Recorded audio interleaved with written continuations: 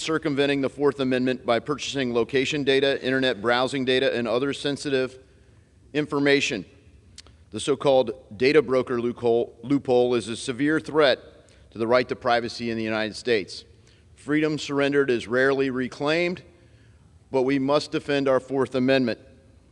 Government surveillance programs are routinely misused and targeted at Americans.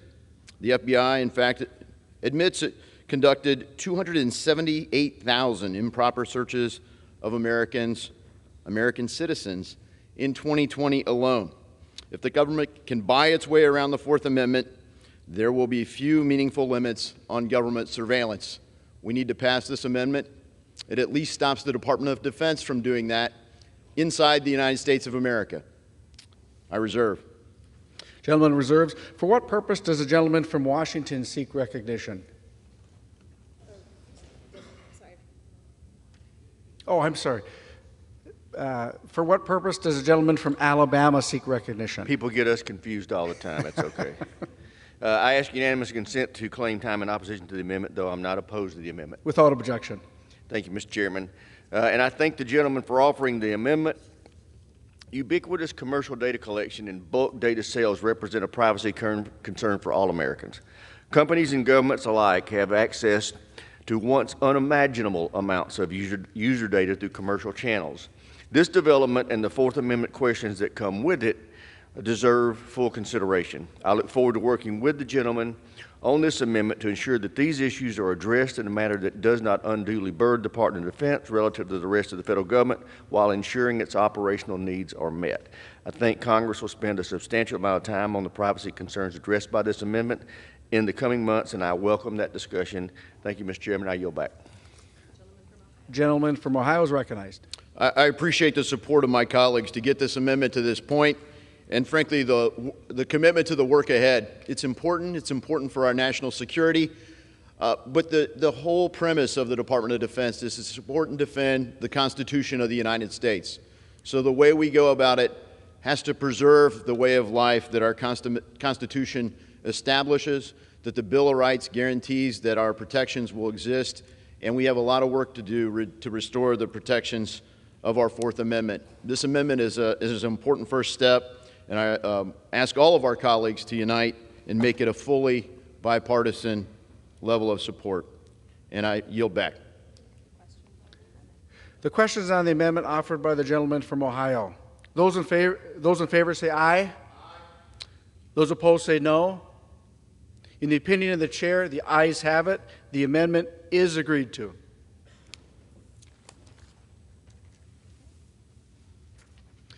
The chair understands that amendment number 67 will not be offered.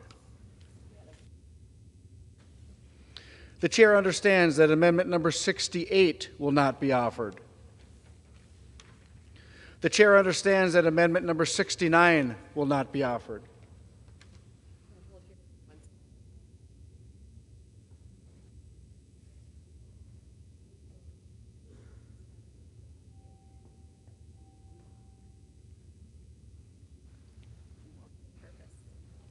For what purpose does the gentleman from Alabama seek recognition? Mr. Chairman, pursuant to HRS 583, I offer amendments en bloc. The clerk will designate the amendments en bloc. En bloc consisting of amendments numbered 2, 3, 4, 6, 7, 8, 9, 11, 12, 13, 14, 15, 16, 17, 18, 19, 26, 29, 36, 37, 38, 39, 42, 43, 44, 53, 54, 60, 65, 67, 68, 70, 71, 72, 73, 74, 75, 76, 77, 78, 79, and 80. Printed in House Report Number 118-142, offered by Mr. Rogers of Alabama. Pursuant to House Resolution 583, the gentleman from Alabama, Mr. Rogers, and the gentleman from Washington, Mr. Smith, each will control 15 minutes. The chair recognizes the gentleman from Alabama. Thank you, Mr. Chairman. At this time, I'd like to yield 30 seconds to my friend and colleague from Iowa, Mr. Nunn. Gentleman is recognized. Thank you, Mr. Chair. As a nearly 20-year combat veteran and head of counterintelligence for cyber, I know firsthand the millions of threats that are leveraged against our country on a daily basis. As we look to strengthen our security with this bill offered by the chair and the amendment going forward, I want to thank those who have worked so diligently on our joint effort to create a national digital reserve corps to buttress our country against this threat. Additionally, I want to speak about another win for our military parents. As both an Air Force officer, reservist, and Guards member, we have worked on bipartisan legislation in the Reserve Component Parental Leave Parity Act that I helped lead with Representative Jeff Jackson from North Carolina. Our servicemen and women deserve time with their new children, and this policy would expand parental leave for our drilling Reserve and National Guard member. Has expired. An additional 30 seconds. Additional 30 seconds. To be able to match the leave of their active duty members. This is a big bipartisan win to improve the lives of our members who are serving, including myself as a parent of foster children. Unfortunately, as a result of a backroom deal, we were not able to serve those who needed help from suicide prevention. In my home state of Iowa, we have almost 4 times the number of individuals who take their life after coming back from combat. We will not stop fighting for this, and while we can't include in this amendment, we will move forward with the chairman to make sure that we are able to protect those who have served it overseas and take their own life when coming back. With that, thank you, Mr. Chair. The gentleman from Washington is recognized. Thank you, Mr. Chairman. I yield 2 minutes to the gentleman from Arizona, Mr. Stanton. Gentleman is recognized. Mr. Speaker, moving the National Defense Authorization Act forward has almost always been a bipartisan effort. This very bill, as originally drafted, passed out of committee with near unanimous votes from both Democrats and Republicans, 59-1. That's why it's unconscionable that extremist politicians are willing to jeopardize our military readiness and our national security to push their unpopular partisan agenda. In the dead of night, extreme lawmakers tacked on divisive, dangerous amendments, including one that would prevent servicewomen from accessing critical abortion care. More than 400,000 women serve on active duty in the armed forces and in the reserves. At great personal sacrifice, these servicewomen have sworn an oath to defend the United States and to live, train, and work at assigned duty stations often far from home. Almost immediately after Roe was overturned last summer, states around the country began enacting draconian abortion bans and restrictions. Today, nearly half of servicewomen no longer have access to abortion care. Many live hundreds of miles from the nearest provider. Access to abortion should not depend on where someone lives or where they are stationed. Defense Secretary Lloyd Austin rightly noted that the Dobbs decision would, quote, would interfere with the U.S. military's ability to recruit, retain, and maintain the readiness of a highly qualified force, unquote, and announced earlier this year that the DoD would cover travel and lodging expenses for servicewomen and military family members forced to travel for health care. But the colleagues on the other side of the aisle would see that this policy is overturned. Now, I have voted for the NDAA every year that I have served in Congress, but I cannot in good conscience vote for this legislation in its current form. We must provide for a national defense, but this bill will egregiously harm nearly 1/5 of this country's fighting force, and I will not turn my back on our servicewomen and military families. I yield back. Gentleman from Alabama is recognized. Mr. Chairman, at this time I'd like to yield 1 minute to my friend from California, Mike Garcia. Gentleman is recognized.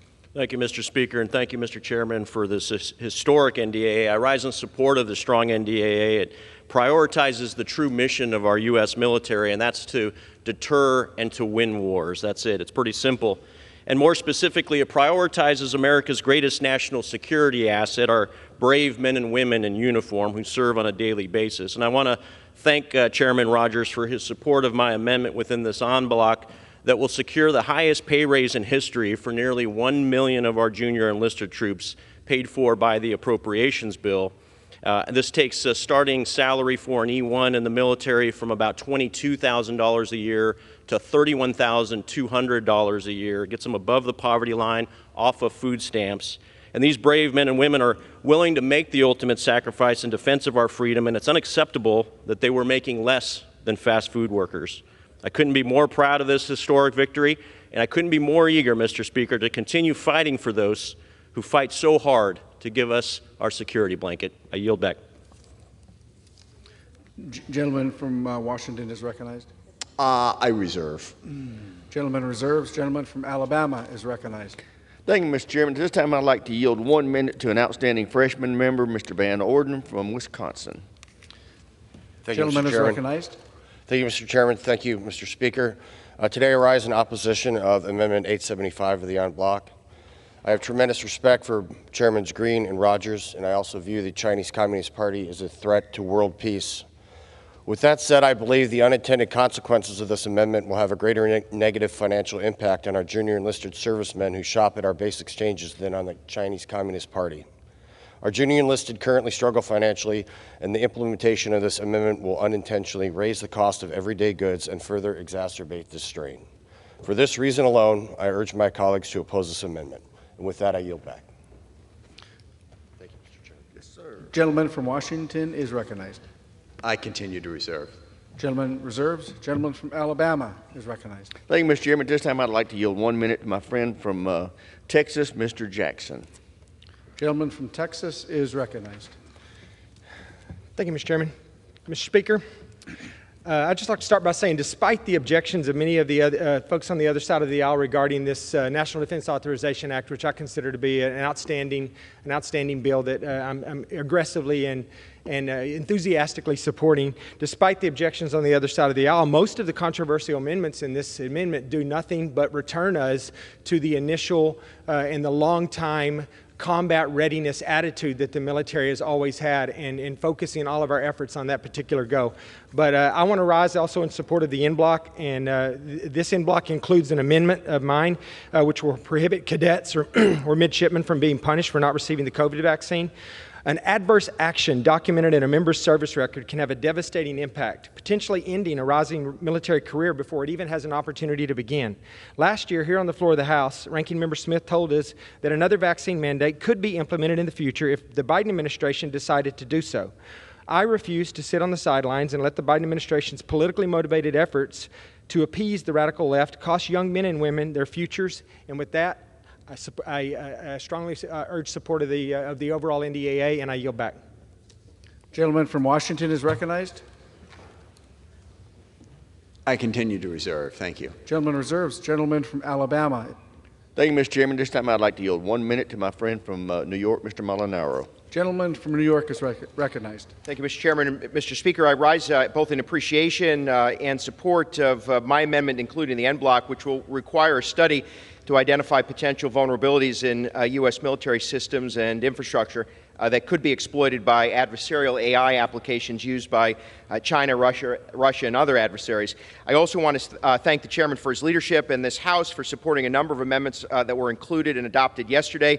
They go on to support military families and their children with intellectual and developmental disabilities, ensure the DoD guarantees full access and coverage of life-saving opioid overdose reversal drugs, and requires our nation's biodefense strategy, along with helping the Army meet its goals to modernize aircraft and more. And with that, Mr. Chairman, I extend my appreciation and yield back. The gentleman from Washington is recognized. I continue to reserve. Gentleman reserves. Gentleman from Alabama is recognized. We have no further speakers. If the gentleman would like to close. Minutes. Gentleman is recognized. Thank you. I just want to take this moment, and I will have remarks in a moment while regrettably I'm not supporting this particular bill. But that doesn't change how much respect I have for the process and for all the people who participated in that process. And I want to make sure we understand that. That's always one of the things I always say. I believe in democracy more than I believe in my own opinion, which means that the process is important and the way we put that process together and that we move through it. And in particular, I definitely want to thank the staff, certainly our staff on the House Armed Services Committee that's done an outstanding job, the Rules Committee staff as well, but also the floor staff and the parliamentarians and all the folks who have to put the amendments together and put the legislation together. Throughout this process, from the very start, when the original bill was introduced to all of the amendments, and we've run through these numbers, it's in the thousands, basically, of amendments and ideas that are submitted from the moment we put together the initial bill, we amended it in committee, they deal with rules, they amend it on the floor. We're talking literally thousands of different pieces of legislation and ideas that have to be brought together. And we members don't do any of that. We spout out the ideas, and a whole bunch of staff work really hard to get that done. And I thank you very, very much for all of that work to make this process go forward. And also, it is a good, robust, bipartisan approach. We have the amendments, we have the debates, we resolve it. And one thing I want to make clear, I'm not thrilled with the outcome of the Rules Committee, but that's the nature of being in the minority. When you're in the majority, the Rules Committee does what the Rules Committee does, and the minority complains about it. That's the way this place works, and that's fine, okay? I might have done it differently in terms of trying to figure out how to pass the bill, but at the end of the day, I don't have any process objection here. The amendments were put on the floor, and they passed. So I'm not concerned about that. I am concerned about the outcome. And I will explain that later. But I just wanted to take a moment to really make it clear how much I thank all the people who put this process together, and in particular to thank Chairman Rogers for his work as committee chairman. I yield myself an additional 30 seconds. Pull this together, and it's not as easy as it looks. Let me just sum that up. So, a whole lot of things you gotta manage there, including the minority party. And I think Mike has done an outstanding job of doing that in his first year as chair. I appreciate that, and I respect that, and I thank everybody for the process they put together. And with that, I reserve the balance of my time. The gentleman from Alabama is recognized. I'm going to close. Do you want to? Not closing yet, so you should reserve. Okay, I reserve then. Yeah. Thank you. And with that, I yield. The gentleman from Washington is recognized. Thank you. I yield 3 minutes to the gentlelady from Pennsylvania, member of the committee, Ms. Houlihan. Gentlelady is recognized. Thank you, Mr. Speaker. Later today, I will offer the motion to recommit on this bill. I stand with my colleagues who have stood shoulder to shoulder in support of our brave service members in an effort to put together this bill for the last nearly a year. I stand with the spirit of those who are currently serving in uniform, who are sick and tired of this legislative body politicizing their lives, their livelihoods, and their bodily autonomy. I rise today in honor of my grandfather and my father, who served full, distinguished careers in the military, and my mom and my grandmother, who served as military spouses, each for over 30 years. I rise today as someone who was born and grew up on a military base and moved across this nation and to other countries. And I rise as someone who raised my own hand and my own child when the time came. And I rise for my cousins who serve today. I don't need my colleagues to tell me what it's like to be a mom in uniform. I lived that experience. Or a child in the military. I lived that too. So here I am today, standing up on behalf of all servicewomen and military families who are willing to risk their lives for our freedoms. And yet we are not willing to protect theirs. What I have seen over the floor in the past 2 days has really saddened me. Targeting LGBTQ families like my own, targeting libraries, targeting the reproductive freedoms of servicewomen and military families stationed in states that do not respect their own bodily autonomy. Chair, we even saw a colleague refer to our black service members as colored people. To my colleagues on the other side of the aisle, let me make a few things clear. We agree there are threats around the world like China that we should be spending our time and efforts on. We agree the historic recruitment challenges we face are a risk to our national security. We agree the brave men and women who serve in uniform should not be used as political pawns. So why did this Republican-led body decide to take a historically bipartisan piece of legislation from the House Armed Services Committee hostage by adding scores of extreme GOP culture war priorities to it, including, least of all, clear as day, a backdoor policy to a national abortion ban? Chair, I want the American people to know that Democrats support our men and women in uniform. We proudly voted forward a bipartisan piece of legislation to increase their pay, to improve their housing, to expand their access to child care, 58-1. But the GOP is putting that bipartisan progress in jeopardy, and the toughest part is that they know it. I have a great deal of respect for the handful of my colleagues who recognize the extreme turn that this legislation has taken, and I thank them. And so I look at them again, and I look to them again. We must do what is right by our service members, put the political gamesmanship aside, and return this extreme bill back to committee where it can return it to its bipartisan nature. I will work tirelessly across the aisle to ensure that we give the President and our nation, and in fact our globe, a bill that truly provides for the collective defense of our American values. It really saddens me to say that this bill does not do that. This bill will hurt our recruitment and retention, and it makes it extremely difficult for our proud veterans. Has expired. The gentlelady, an additional 30 seconds. A proud veteran like myself and so many others to look at future leaders of America and say that, yes, this military is a home for you. I took the uniform nearly 30 years ago, and it's a travesty that servicewomen today will have less freedoms than I did. I urge my colleagues on both sides of the aisle to support this MPTR, send this extreme bill back to committee where we can truly deliver for those in uniform. Thank you, Chair, and I yield back. The gentleman from Alabama is recognized. I continue to reserve. Reserves. Gentleman from Washington is recognized. Thank you, Mr. Chairman. I yield myself the balance of my time. Gentleman is recognized. Thank you. And I think the gentlelady from Pennsylvania summed it up reasonably well, but I really want to make sure people understand why we're opposed to this bill. We are opposed to this bill because it is our firm belief that this will undermine our ability to meet the national security objectives of this country. And I want to explain why. We can start with the issue of access to reproductive health care for women. Because of the Dobbs decision, there are many states now across this country where you cannot get access to that care. The Department of Defense, faced with that, having a large number of women and family members of service members in those states, set up a situation to allow those women to get access to that reproductive care. This bill takes that away. So if you are a woman concerned about your ability to get an abortion, first of all, or concerned about if you're a service member who has a family member who might be concerned about that, you are going to be less likely to join the military. And I really do want to emphasize one point that came up during this. And I understand a lot of people oppose abortion.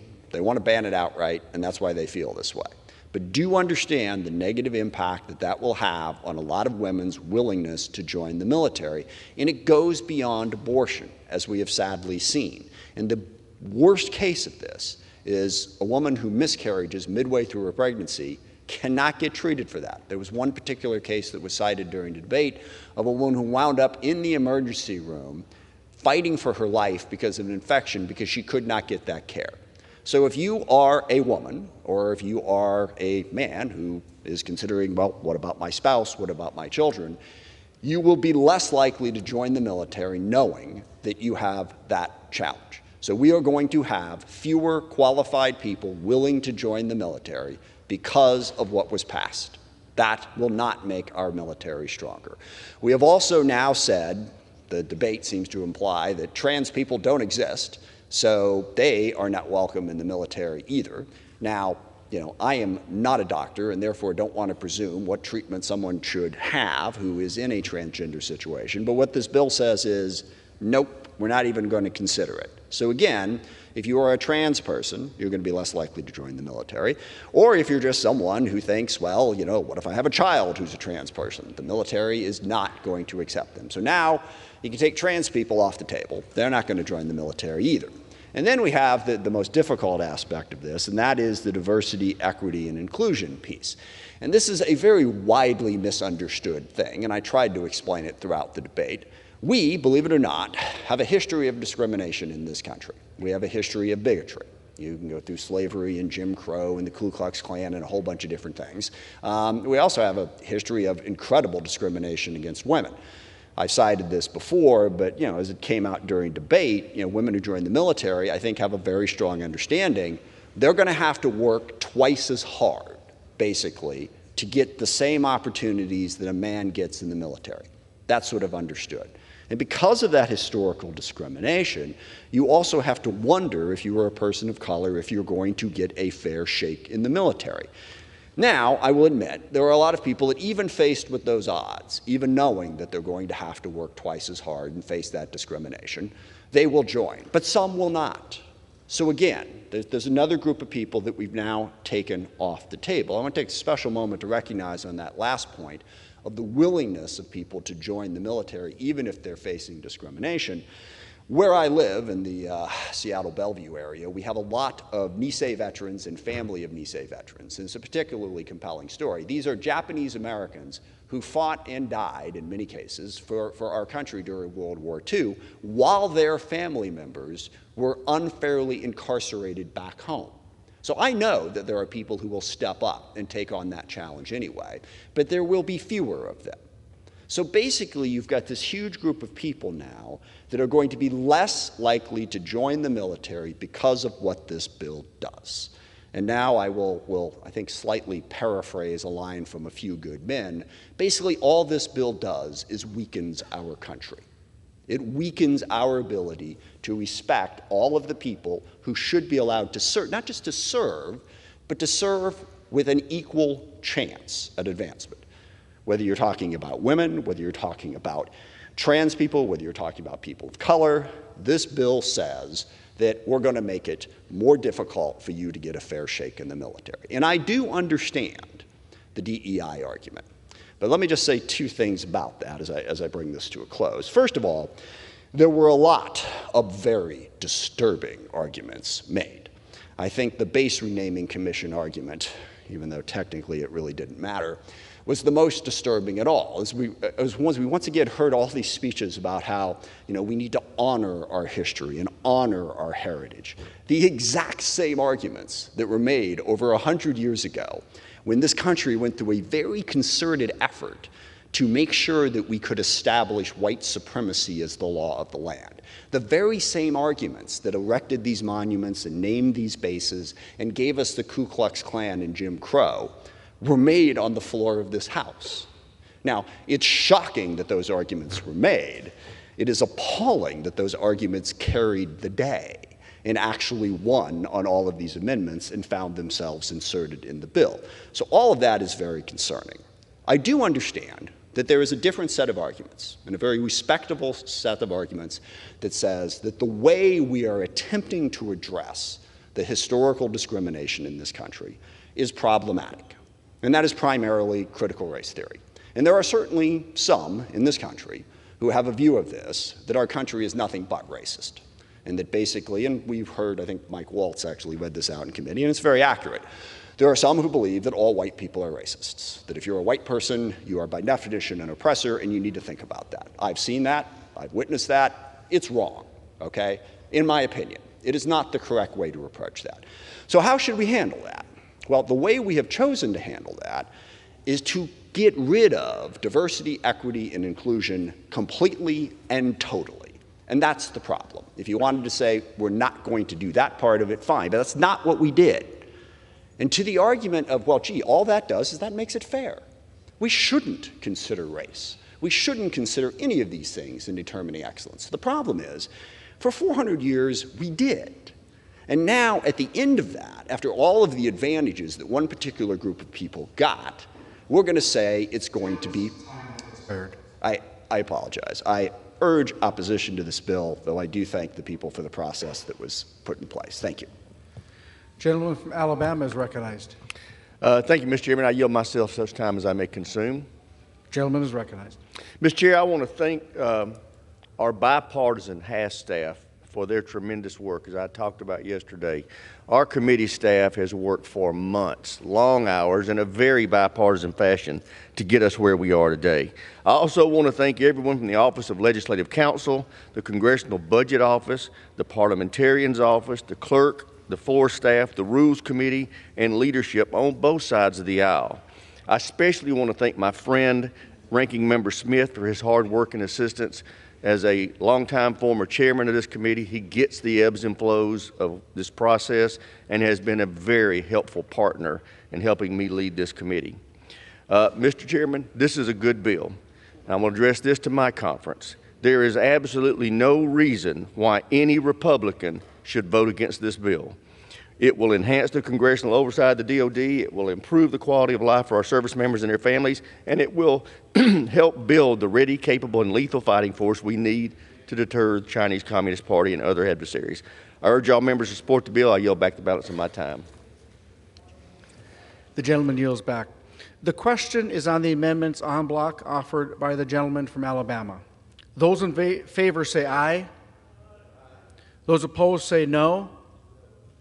In the opinion of the chair, the ayes have it. The en bloc amendments are agreed to.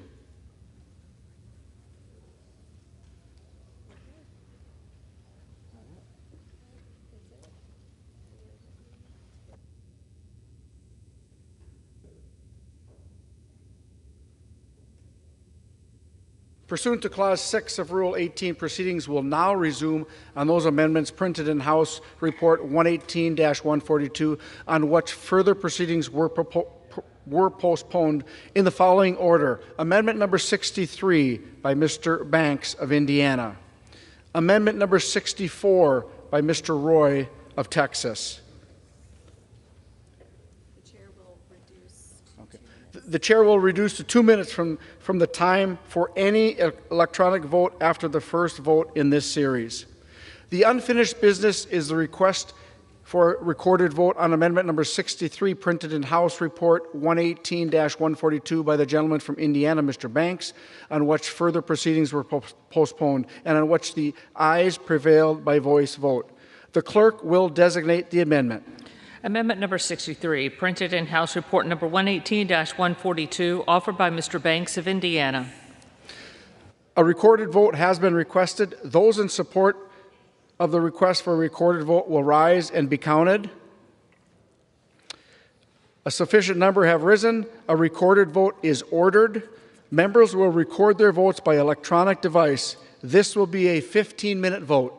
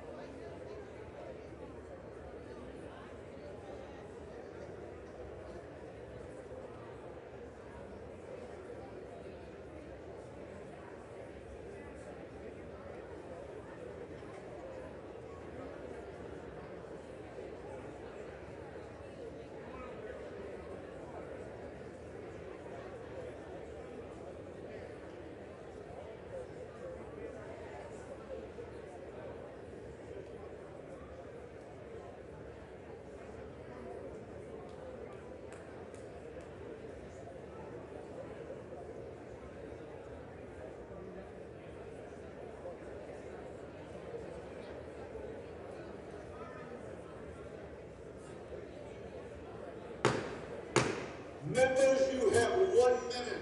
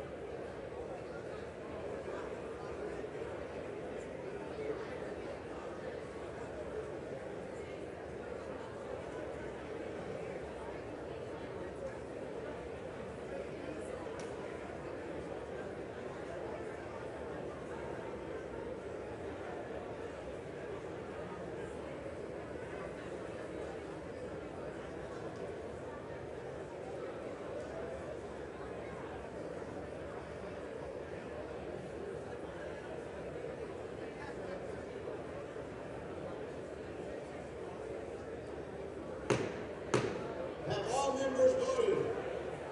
Does any member want to change their vote?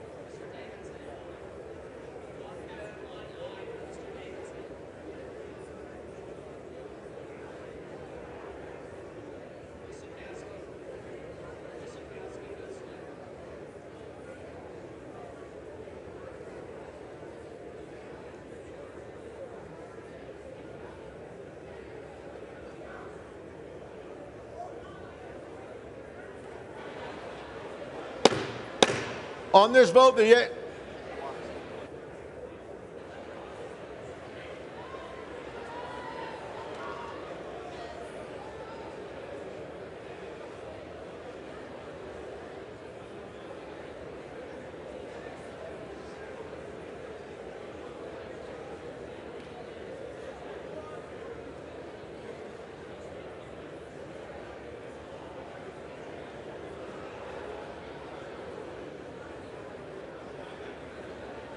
Ms. Waters. Ms. Waters votes no. Ms. Perez. Ms. Perez votes aye.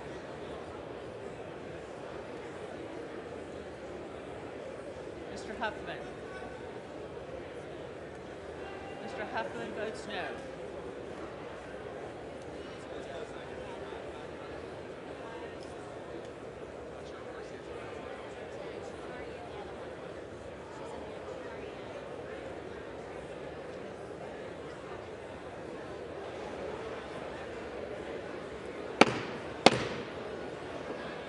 On this vote, the yeas are 218, the nays are 210. The amendment is adopted.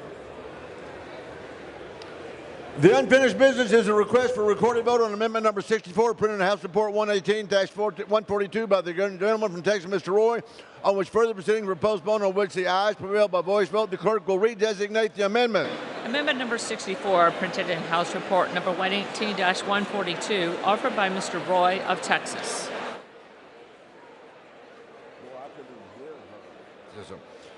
A recorded vote has been requested. Those in support of the request for a recorded vote will rise and be counted. A sufficient number having risen, a recorded vote is ordered. Members will record their votes by electronic device, and members, this is a 2-minute vote.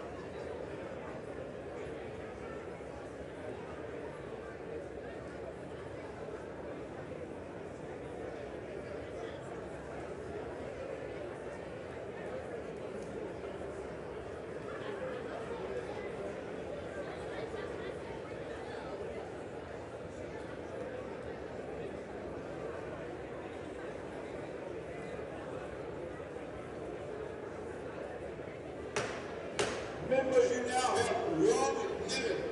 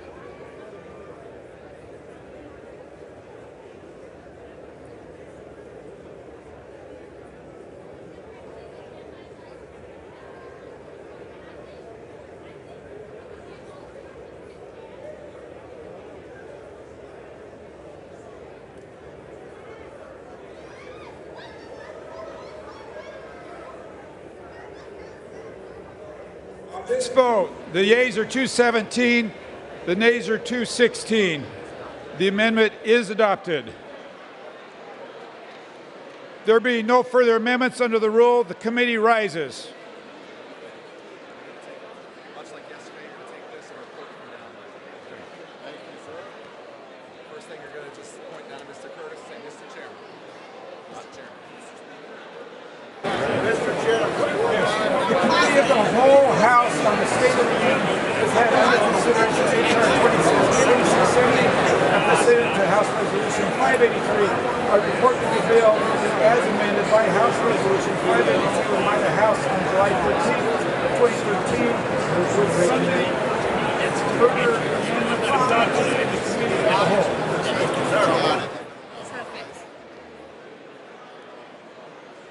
I gotta get my cheaters on. The chair of the Committee of the Whole House on the State of the Union reports that the committee has had under consideration the bill H.R. 2670 and, pursuant to House Resolution 583, reports the bill as amended by House Resolution 582 and by the House on July 13, 2023, back to the House with sundry further amendments adopted in the Committee of the Whole. Under the rule, the previous question is ordered. In a separate vote demanded on any further amendment reported from the Committee of the Whole? If not, the chair will put them in gross. The question is on the adoption of the amendments. Those in favor, please say aye. Those opposed, please say no. The ayes have it. The amendments are adopted. The question is on engrossment and third reading of the bill. Those in favor, please say aye. Those opposed, please say no. The ayes have it. Third reading.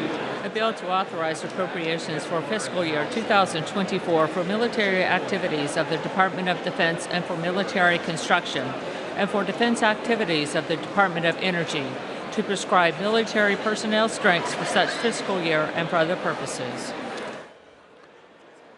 The House will be in order.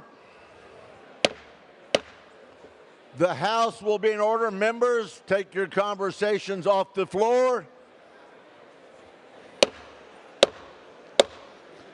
This House will be in order.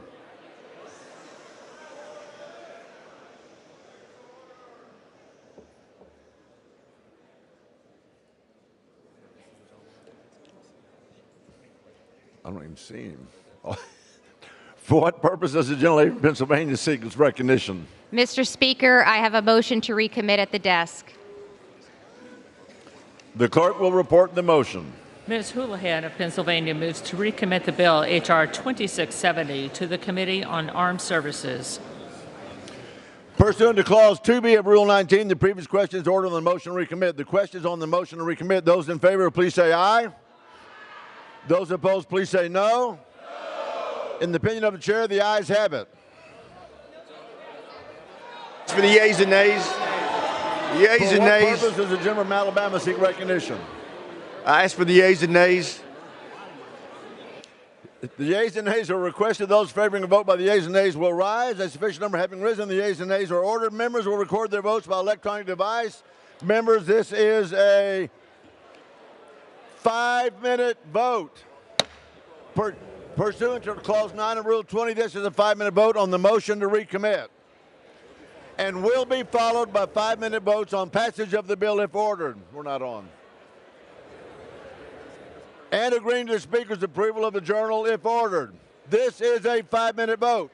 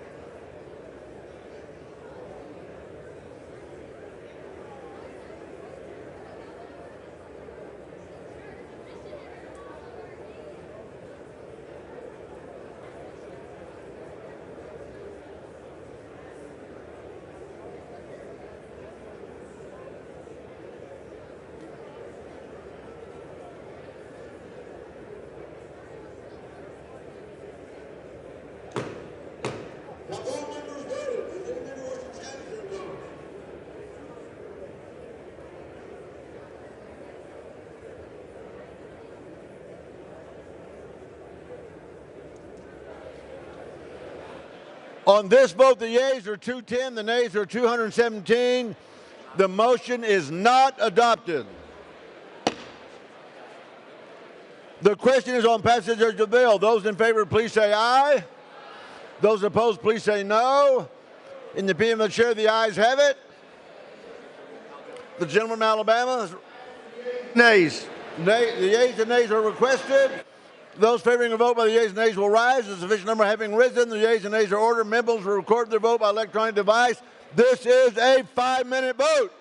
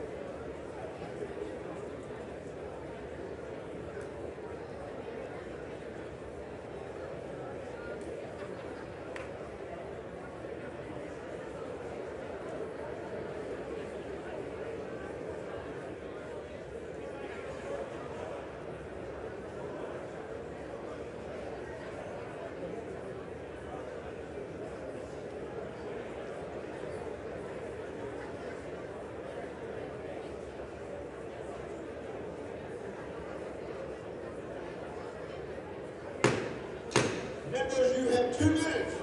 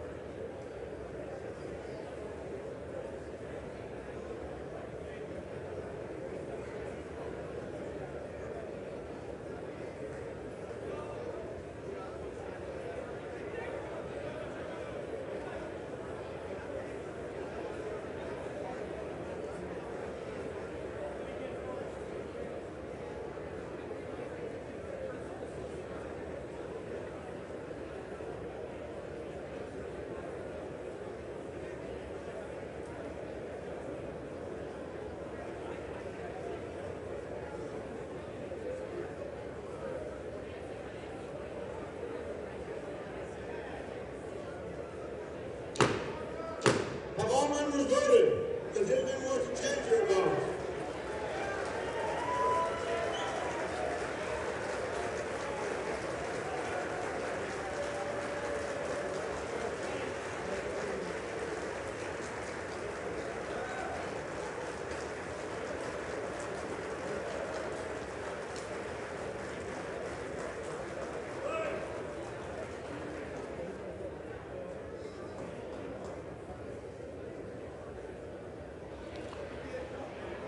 On this vote, the yeas are 219 and the nays are 210. The bill is passed without objection, and motion to reconsider this is laid on the table.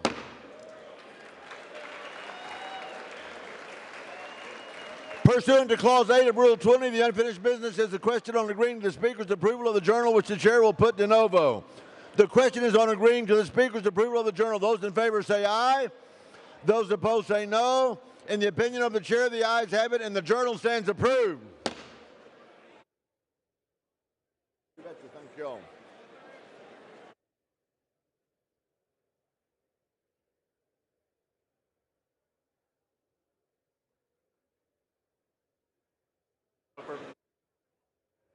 Seek recognition. Do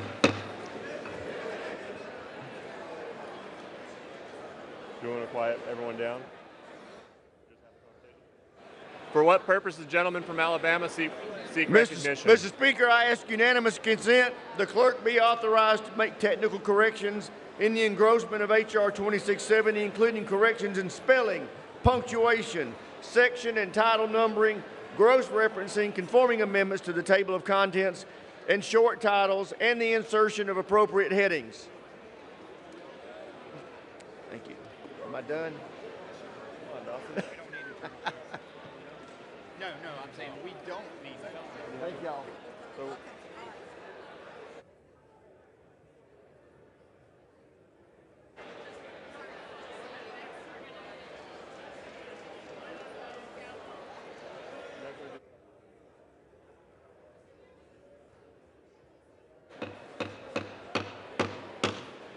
for what purpose does the gentlelady from Michigan seek recognition? Mr. Speaker, I ask unanimous consent that when the House adjourns today, it adjourn to meet at noon on Monday, next for morning hour debate, and 2 p.m. for legislative business. Without objection, so ordered.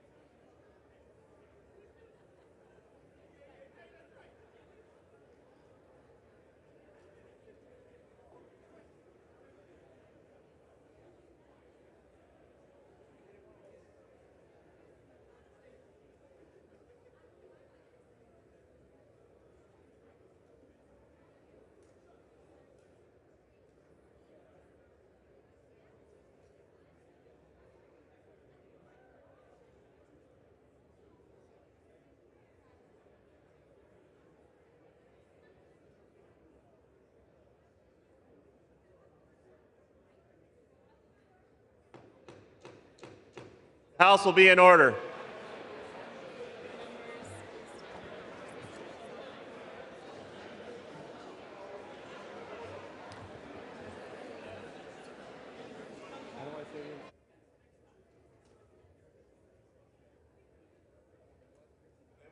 Please remove your conversations from the floor.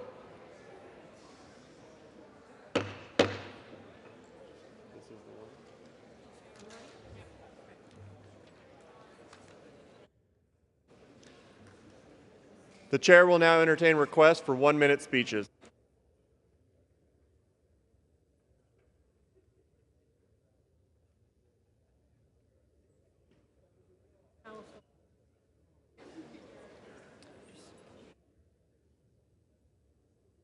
For what purpose does the gentlelady from California seek recognition?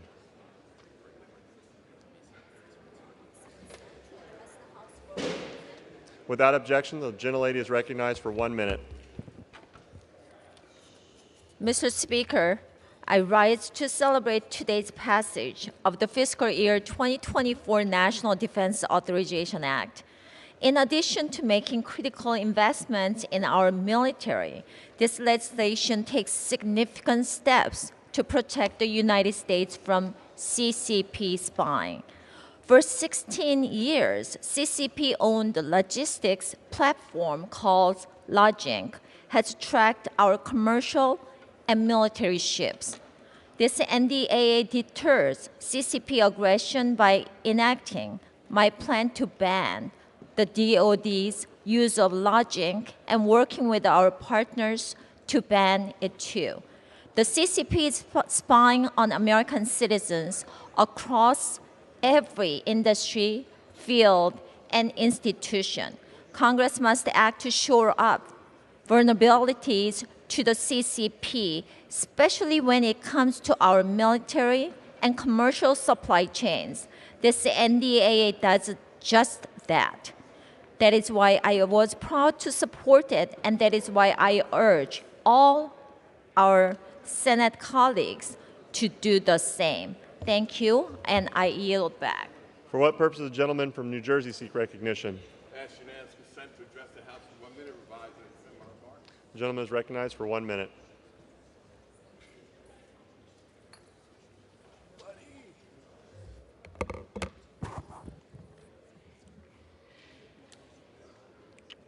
Mr. Speaker, I rise today to discuss the importance of preventative cancer care, especially colorectal cancer.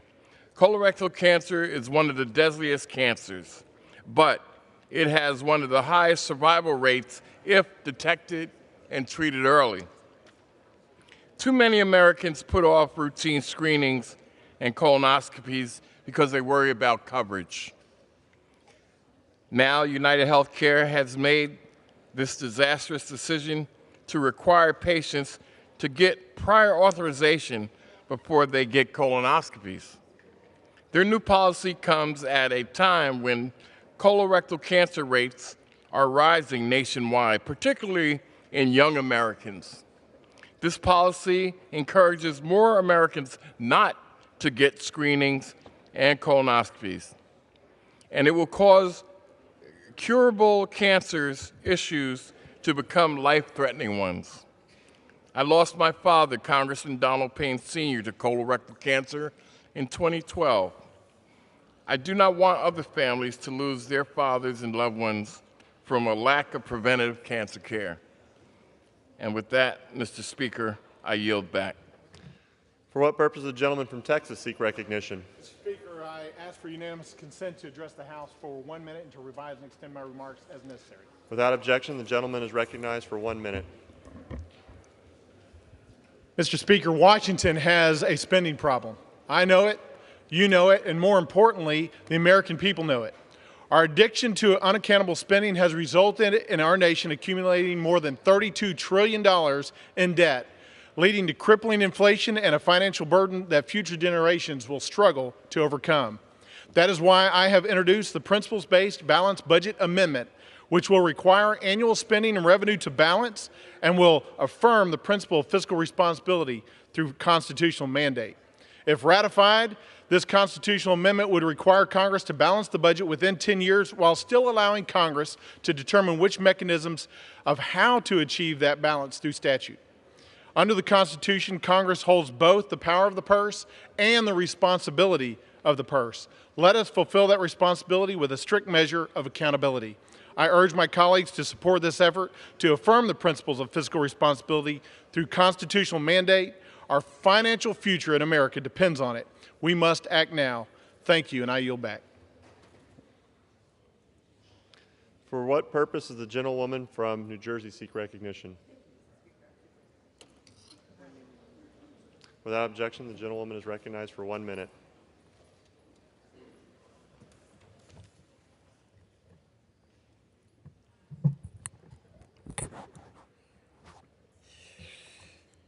I rise today, yet I am tired. I'm tired of having to come down to the well of this chamber to mourn the needless death of another child. I'm tired of gun violence being the leading cause of death among our precious children. And finally, I am tired of my colleagues across the aisle, when presented with an opportunity to do something about these tragedies, they do nothing. I'm disgusted that so few have signed on to any mental health legislation. My bill to invest in mental health resources for our young people passed this body just 2 years ago in a bipartisan fashion. But now, Republican sense of bipartisanship and even caring for the lives of others has vanished. Mr. Speaker, I must confess I am tired of marching down here to demand something that should have belonged to these children from the very beginning, their sense of safety. I may be tired, but I will not stop. And with that, I yield back. For what purpose does the gentleman from Georgia seek recognition? Ask unanimous consent to address the House for 1 minute and to revise and extend my remarks. Mr. Speaker. Without objection, the gentleman is recognized for 1 minute. Mr. Speaker, I rise today to honor the life of a fellow Georgian, Charles T. Carmichael, Sr. An avid basketball player, Charles was the Georgia Player of the Year in high school before being recruited by South Georgia College to play basketball with them. He continued his love of the sport through adulthood, playing for the Golden Boys and winning the Georgia State title 12 times. The owner and operator of Dalton Auction Company, Charles loved working with people and connecting them to treasures. He was a scoutmaster in the Boy Scouts, where he mentored hundreds of young minds and supported 31 scouts in reaching Eagle Scout status. In his personal life, Charles was also an active teacher in his church, where he served as a ruling elder, deacon, and member of over 5 decades. His friends and family described him as a gentle giant with endless patience and a true family man, always there for those who needed him most. He will be missed dearly. Thank you, Mr. Speaker, and I yield back. For what purpose does the gentlelady from Ohio seek recognition? Thank you, Mr. Speaker. I rise to request unanimous consent to address the House and to extend and revise my remarks. Without objection, the gentlelady is recognized for 1 minute. Thank you, Mr. Speaker. I rise today to honor the life of Mrs. Ella LaJoy Sojourner Fowler, a devoted mother, loving wife, community leader, and inspiring mentor. Ms. Fowler sadly passed away on July 5th at the age of 83. Born in Mississippi, Mrs. Fowler moved to Akron as a child, where she attended Akron Public Schools and eventually graduated from John R. Buchtel High School. Mrs. Fowler shared a passion for improving the health of our communities that was expressed through an illustrious nursing career, caring for Northeast Ohioans at Barberton City.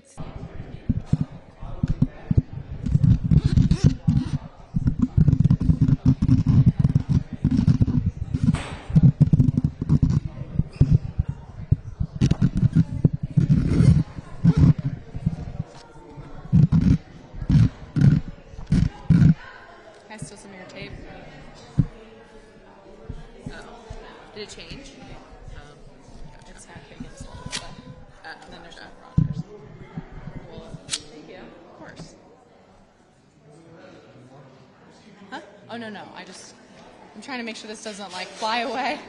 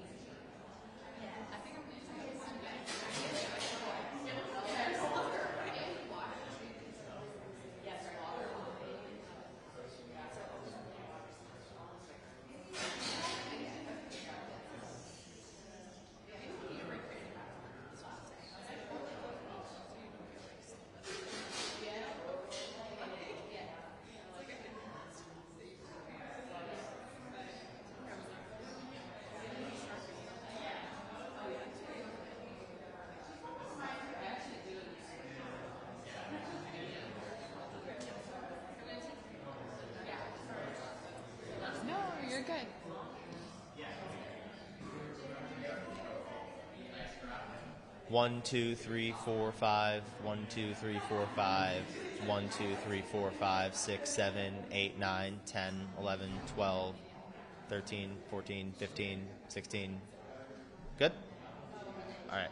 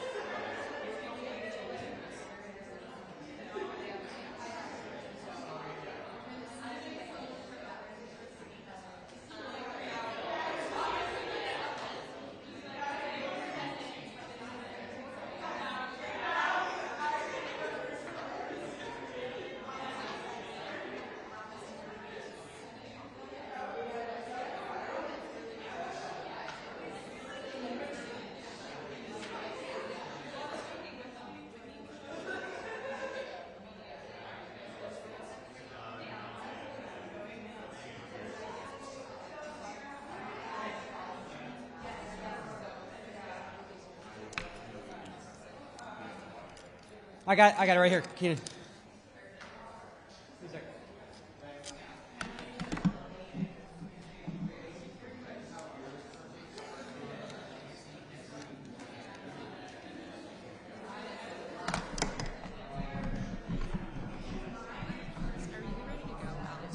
No. 5 minutes. No. Are you good? You want to move you want to move it?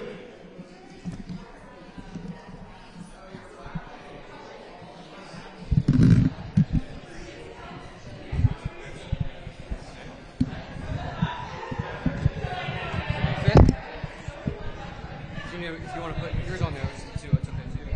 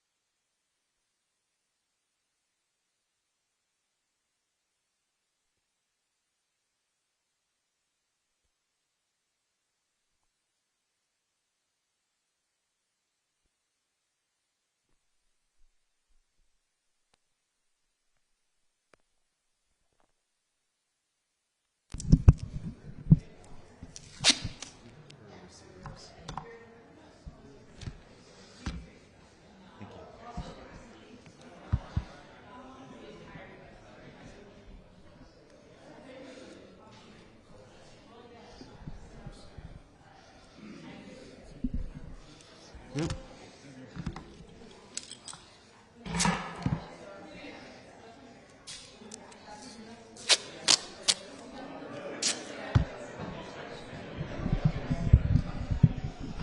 They gave us like their B squad.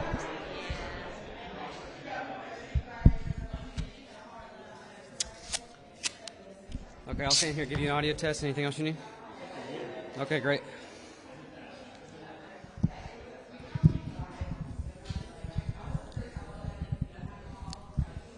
All right, this is an audio test, 1, 2, 3, 4, 5. Audio test here in the Rayburn Room of the United States Capitol after passage of the National Defense Authorization Act. They said it couldn't be done. 1, 2, 3, 4, 5.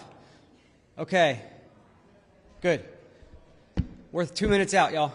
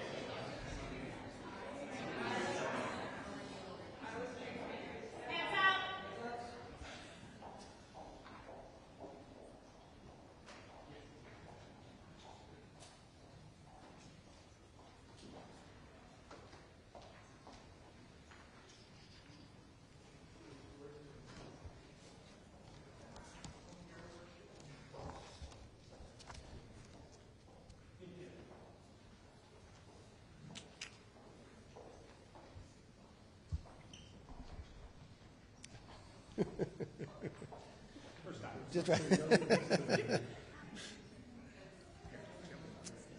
First of all, thank you for coming. I'm sorry to disappoint you that Republicans continue to keep our promises, and we just, again, from all your questions all week long, will the NDA pass this week? Not many of you ever asked me about the policy, so I want to spend some moment. Your first question, yes, it passed. Now let's actually get through to what we promised the American public what we'd do.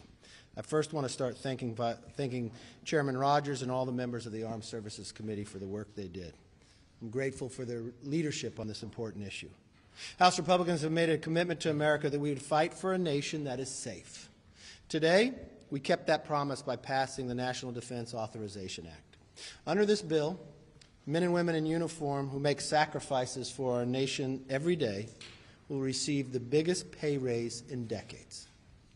We all know they deserve it. Radical programs that have forced our troops at the expense of readiness are now eliminated. Cutting-edge technology that is essential for the future of this country and to keep freedom around the world in the rise of China and Russia will receive more investment than we've watched in the past. And taxpayers will save more than $40 billion as this bill roots out wasteful spending. The real question that you never asked me that I wish you would, why did the Democrats vote no? Technically, it's a bipartisan vote, but 4 Democrats vote with us. Are the rest of the Democrats against a pay raise for their veterans? Are they against deterring China for a safe future? Are they against rooting out wasteful spending? Because they all voted against it today. They can claim a lot of things. But the biggest issue they claim why they voted against, they voted for just last year. It's a good thing that Republicans are in the majority, but it's more important that we keep our promises to America and to our men and women who serve to defend us. And today is exactly what we did. With that, let me call up our leader, Leader Steve Scalise. Well, thank you, Mr. Speaker. Good to see all of you here. Today was an important victory for our men and women in uniform who risked their lives to keep us safe. And it was also an important victory for every American in this country that wants to see our military focused on our enemies abroad, not on wokeness and all of the indoctrination attempts you're seeing within the Pentagon. And there was a massive rebuke of that far-left ideology and the push that we've seen under the Biden administration. These aren't things that Barack Obama did when he was president. Joe Biden has tried to change the focus of our military. And what you saw today and over the last week is Republicans and Democrats coming together to say, let's focus on our enemies all around the world. There are still bad actors out there that want to do us harm. There are still countries like China who are investing in a different kind of military that we need to be focused on. And as the Speaker pointed out, Chairman Rogers and all of the members of the House Armed Services Committee spent weeks and months putting together a bill that refocuses our military on their core mission, the mission that under the Constitution we as a Congress have an obligation to go out and fulfill and protect and fund. And that's what this NDAA does. It refocuses on the real threats to America as a free nation and as the leader of the free world, and allows us to get back focused on that role. Yeah, it's a shame that Democrats walked away from that.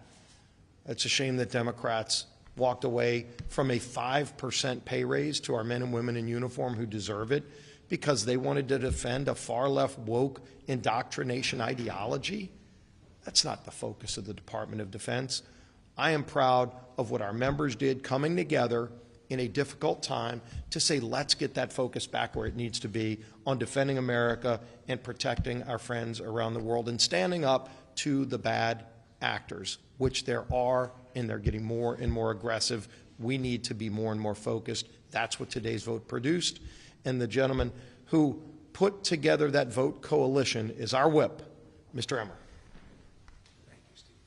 Thanks, Pete. First, I want to thank Speaker for his leadership, the Majority Leader, Elise, everybody who's up here. I want to thank the best Chief Deputy Whip that anybody could have in the entire Whip team, Guy Reschenthaler and the entire team.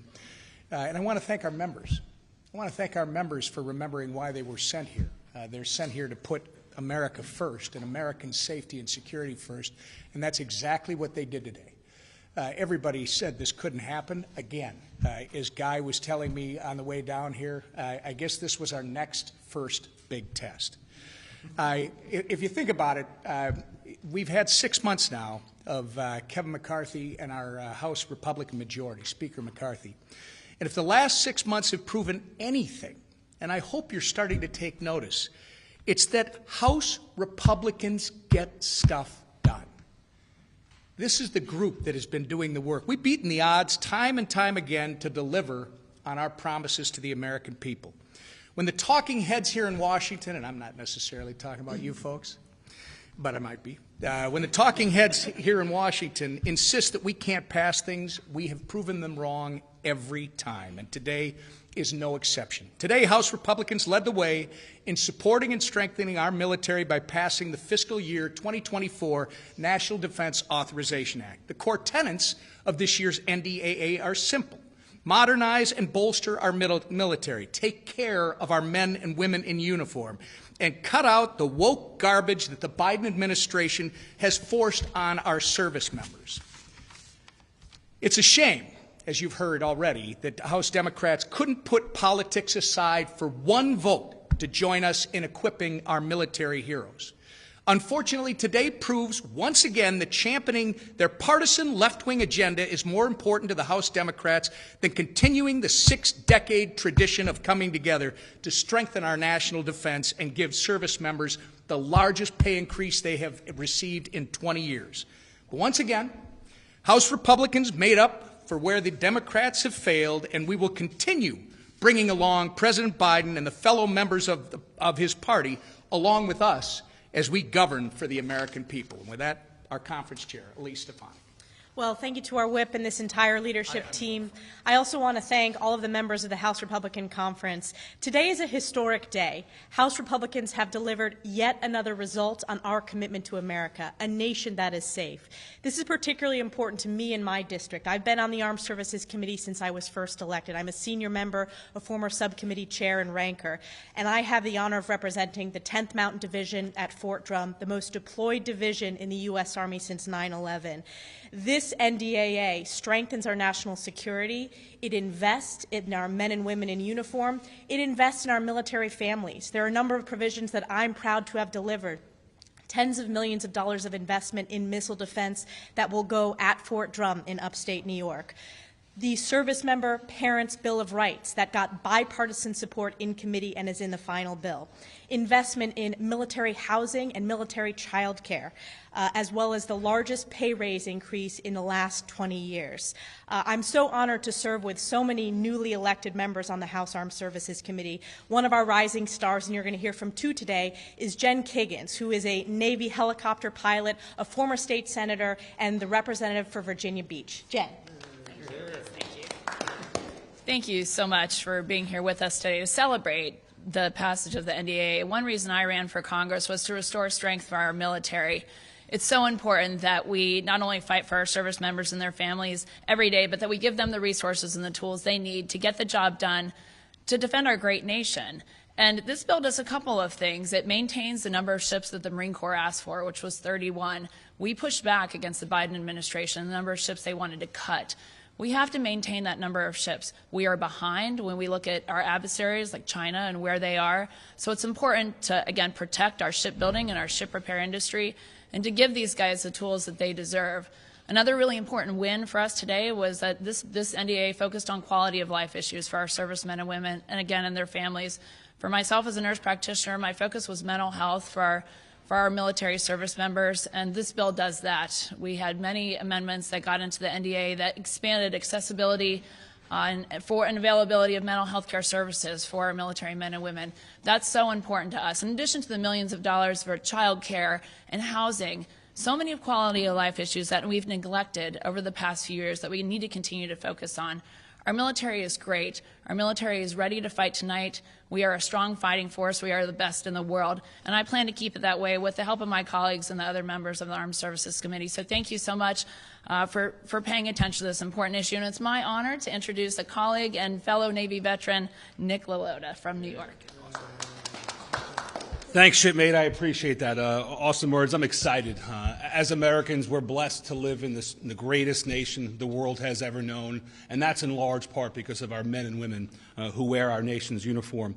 As the stepson of a Navy man, the brother of a Marine, the grandson of a Coast Guardsman, and a Navy veteran myself, and a member of the Armed Services Committee, I'm incredibly proud that we came together to pass the NDAA today.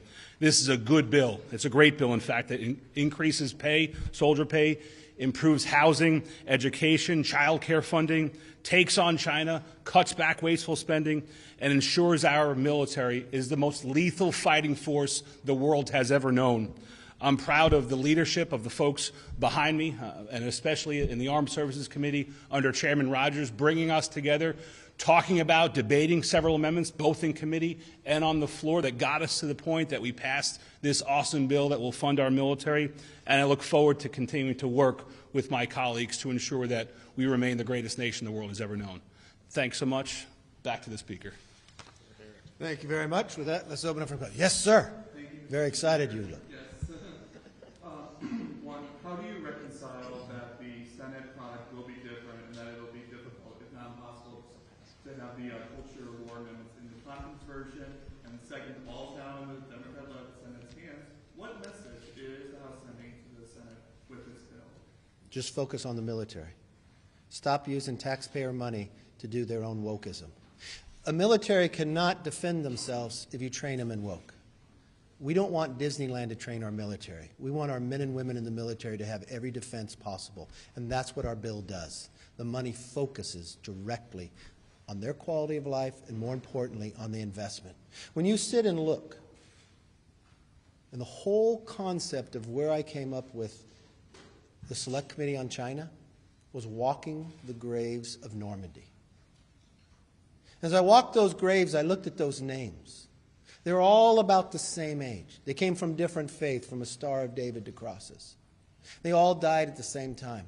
And I thought, as a policymaker, because I walked right next to then at the time Speaker Pelosi, and I wondered, what could those policymakers have done that that day would have never happened? First and foremost, you put your politics aside and you focus on the military so war never becomes. That's what we did today in the NDAA.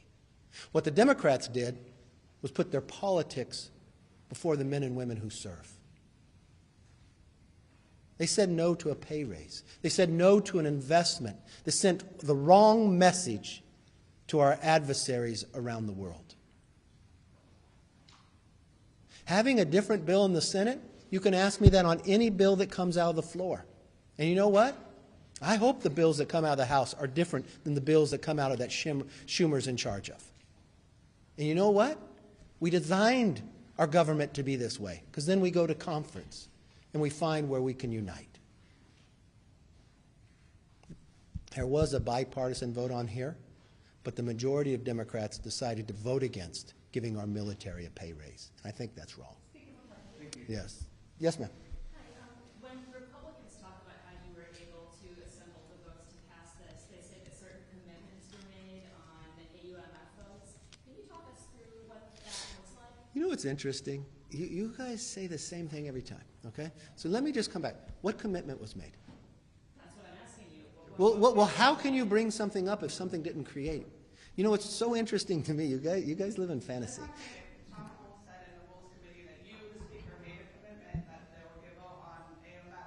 No. What I told everybody from the process is, does AUMF go through the armed services? Does it? Okay, it doesn't have the jurisdiction. Do any of you know what committee deals with AUMF? Foreign Affairs. Was this a Foreign Affairs bill? No. And so, Foreign Affairs is taking up AUMF. Would I want to something as serious as an AUMF vote to take 2 minutes on the floor? No. So I made the commitment to the American public. that we will go through the Committee of Jurisdiction. AUMF is working its way through Foreign Affairs. It's scheduled to come back in September, and it's something as serious as this, we're not going to spend 2 minutes on. We are going to I don't know how long it's going to take to understand the Democrats no longer control this place. The establishment no longer controls Washington on the House side. We have opened this place up. Bills will go through committee. We're going to get amendments on the floor. People are going to have input. You're not going to get jammed on a bill. You're going to have time to read it. And you know what? The AUMF is going to get done, even though they haven't been able to do it for years, and we'll solve this problem exactly how it's structured to happen. It'll go through Foreign Affairs, and it'll come to us in September, and we won't have a 2-minute vote to decide whether we go to give authorization to go to war or not, and something that's been lingering out there for 20 years. I think it's too serious and too important, and it's the commitment I made to the American public. So no, I didn't do something special on this bill. I just kept the promise we made from the very beginning. Yes, ma'am.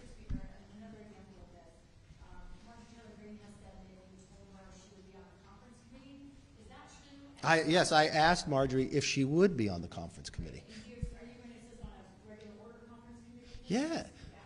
I mean, not to repeat myself, but I'm going to love the day that I come in that you're going to sit back and say, oh, you told me this 6 months ago, that's why you're doing it, instead of thinking it's something special. What I firmly believe in any conference is that you have to be reflective of our entire conference. So there'll be a number of people who serve, and I requested if Marjorie would be able to serve, to be able to work on, she has a number of issues that she cares about in the military, and she agreed to be able to serve on that, along with a number of other people that will. Well, I don't want to take all your attention away, so wait and you'll be able to see the list when I provide it. Yes, ma'am. Thank you. So before the NDAA vote, the House Freedom Caucus held a press conference touting the conservative victories in the bill. I want to ask you if you agree with one of your colleagues' comments today, Clay Higgins of Louisiana. He said, we've gradually shifted the center of gravity of the Republican caucus towards the right. What do you think of that? I would think the election has shifted, that we actually focus on exactly what we had said we would do. Have you ever read The Commitment to America? Okay. So what have we done since we've taken the majority? We have kept our commitment to America, and that's exactly what we're doing. Yes, sir. On Ukraine, in addition to, I guess, apparently putting Ms. Taylor Greene on the conference committee, on Kate's amendment, there were 7 Republicans who indicated they were basically willing to cut and run for helping out Ukraine. Should Ukraine be worried about U.S. support in light of that? It's a 30-year conference. No. Did you see the overall vote? I know. You asked me a question. I'm answering your question. So what did this bill pass by? On a bipartisan vote. What was the Ukraine amendment? What did that pass by? It failed with over 300 votes the other way. So you know math as well as I do, and that's an overwhelming support here. So I'd read it as that. Yes, sir. Is there any concern at all, and Tony Gonzalez yesterday, he said it's unfortunate and a missed opportunity that this bill is going to be a close to party line vote, coming out of committee is extremely bipartisan, and you have all these amendments. Is there concern that the military is getting politicized recently? You know, it's a concern of me that Democrats have politicized this. Because sit and think for exactly what your question is, and I would think Tony would think this the same way. The Democrats said they're not going to vote for giving the military a pay raise, for giving the military an investment to make the world safer, unless they had wokeism. They said they would not pay and give them a 5% pay raise unless they go against something they voted for a year prior in a Hyde Amendment. So yes, it is concerning to me that the Democrats have gone that far. For 4 decades, for 40 years, up until last year, they supported Hyde. What changed? What changed? What made them vote? I'm sure you asked them the question. Why would they vote against the military on something they had voted for, even the minority leader, a year before? And then he criticized people from New York on something that he actually voted for as well? That's hypocrisy. That's playing politics. That's not right. To do that to our men and women in uniform? We have 2 veterans right up here. Jen Kiggins flew helicopters. Her husband flew F-18s. Her children went into the military. Nick, same thing. What do you think they think when they look back? And when they get an answer from the Democrats? It may have been good enough to vote for it a year before. And what does it actually mean? It means that they want to take taxpayer money to spend on something other than the military. And all we're saying on the NDAA, let's use the money on the military. So, yes, ma'am.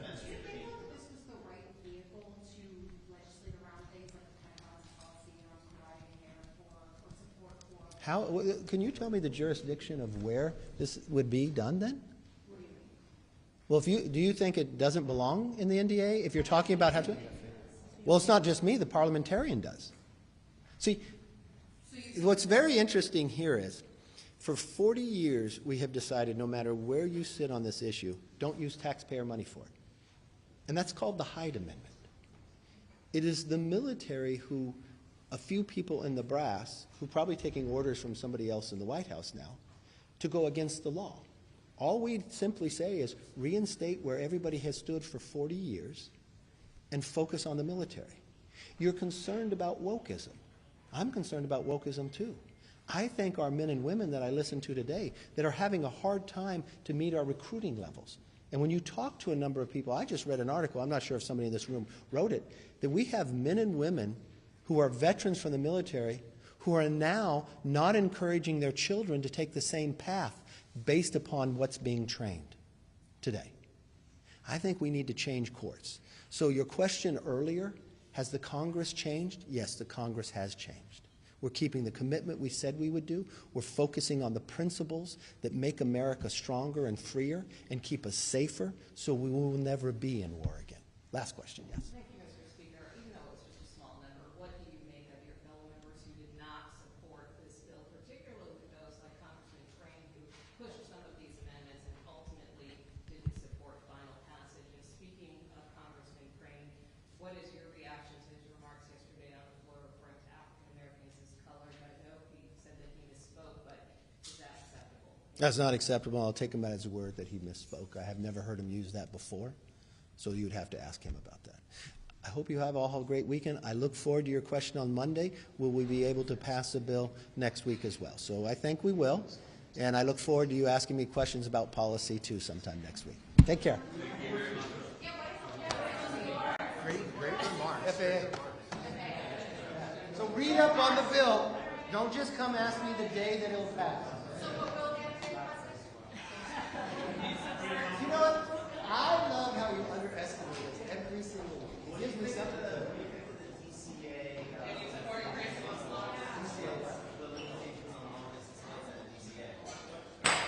I think we can find common ground on that.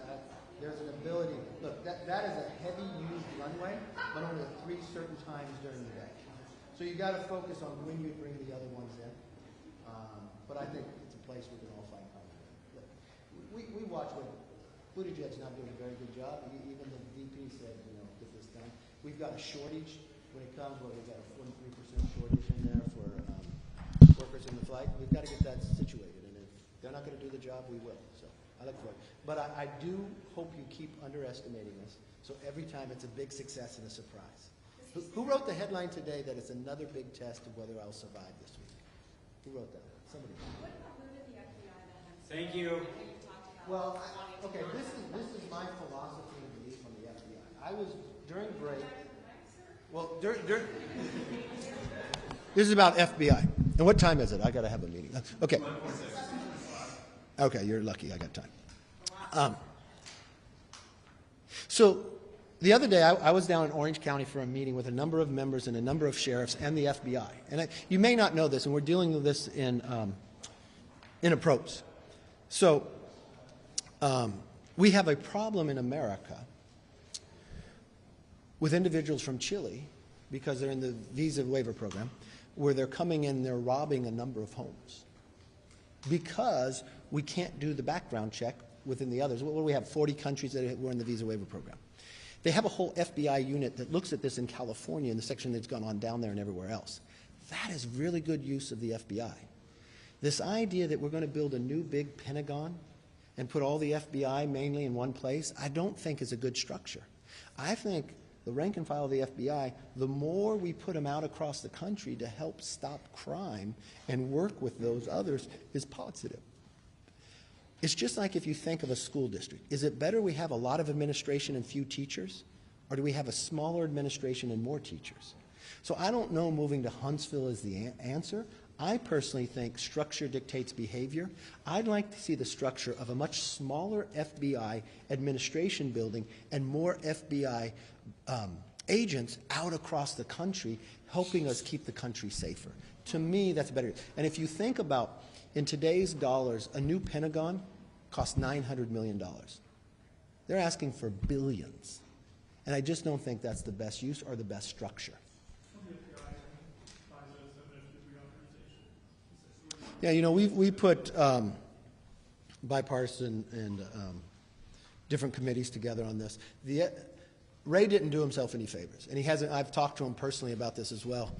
Anybody here from the Washington Post, you had a very interesting story where you found that FBI actually used data that they weren't supposed to use, time and again, against Americans, that they didn't have the right through the FISA court to do this. And they just tell us, oh, that was a mistake, we won't do it again. I think they have a real trust problem on both sides of the aisle when it comes to FISA, and it has to be reauthorized. And I think with him not answering questions only makes it worse. Just a quick one. What's your reaction to Representatives Omar Bowman and Ocasio-Cortez saying they'll skip the Israeli president before joint session of Congress next week? It's unfortunate. I think anti-Semitism shouldn't be anywhere, and especially shouldn't be inside Congress. Yes.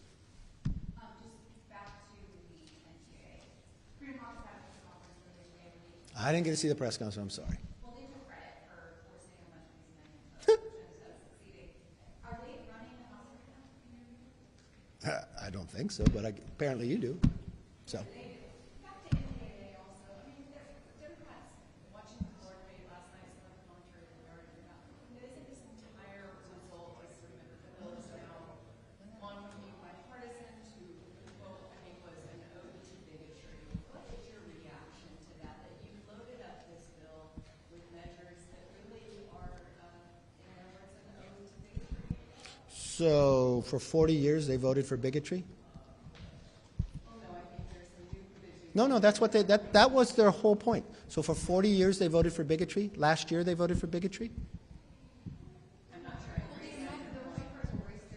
No. Why would you even have to have a critical race theory amendment? Why did they put it in? You've been here a number of years, so you followed it when Chairman Smith first took over this year and made it very wokeism and made it very partisan on his line. All we simply did was bring it back, to bring it back to what the Defense Department actually wants to have happen, to be able to train our men and women, to be able to defend our nation and not be able to have to go to war, to prepare ourselves so the world could be safer. They want to make everything partisan, and I think that's unfortunate. Hope you all have a good week and take care.